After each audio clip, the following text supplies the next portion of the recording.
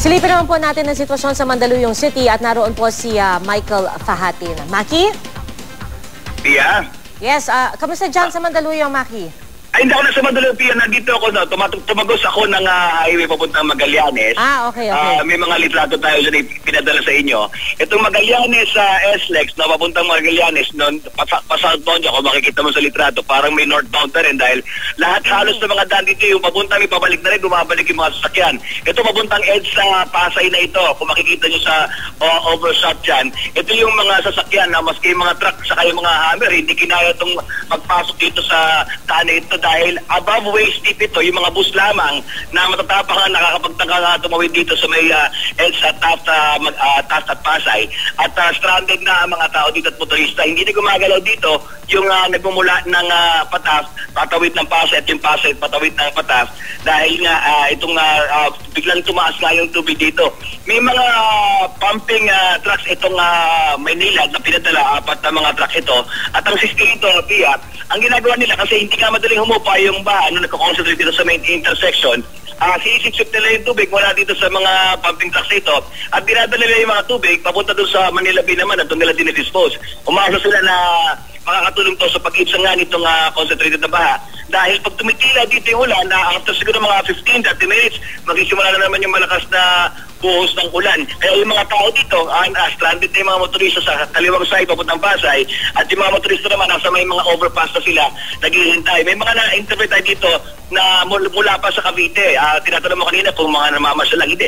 Itong usually mga galing sa mga ibang lugar, sa mga ospital pa galing. At hindi nga, wala nga kasiguraduhan kung saan sila sasakay, no? Kasi magmula dito ka sa Pasay, wala ka na masakyan. May mga na-interpret tayo mga foreigner din, no? Na umaasa na papunta sa airport.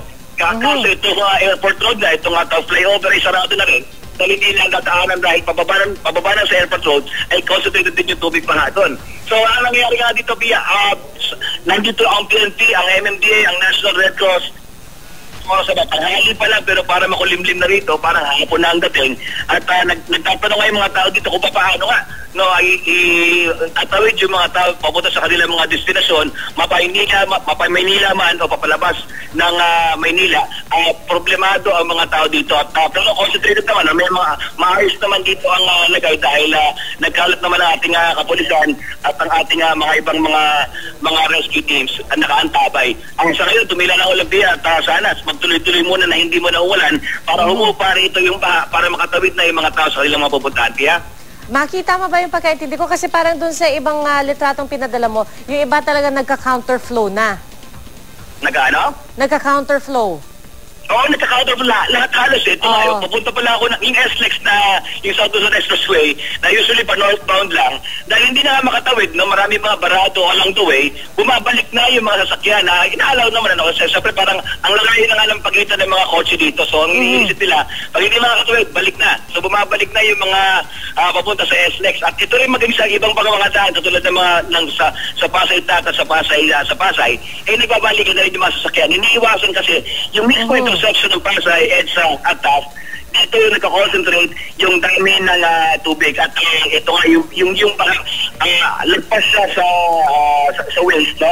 Pag dumadaan pa yung sasakyan, so pag may tumatawid, yung alon nito napakalakas, so maabot hanggang dibdib. Kaya yung mga tao, no, sa gilid lang sila dumadaan o kaya pati dun sa mga overpass. Saan yung overpass ngayon, punong-puno ng mga tao, hindi ba lang kung saan pupunta? Siguro nag-iintay lang ng mga nakaantabay, ilan mga truck ito, na mula sa ibang mga kumpanya lang siguro na pinagpakiusapan na lang kung yung mga 6x na truck, no? Kung mga tawid na lang yung mga tao para kung saan sila makapunta. Pero madalang din ang pagdating ng mga truck na yan.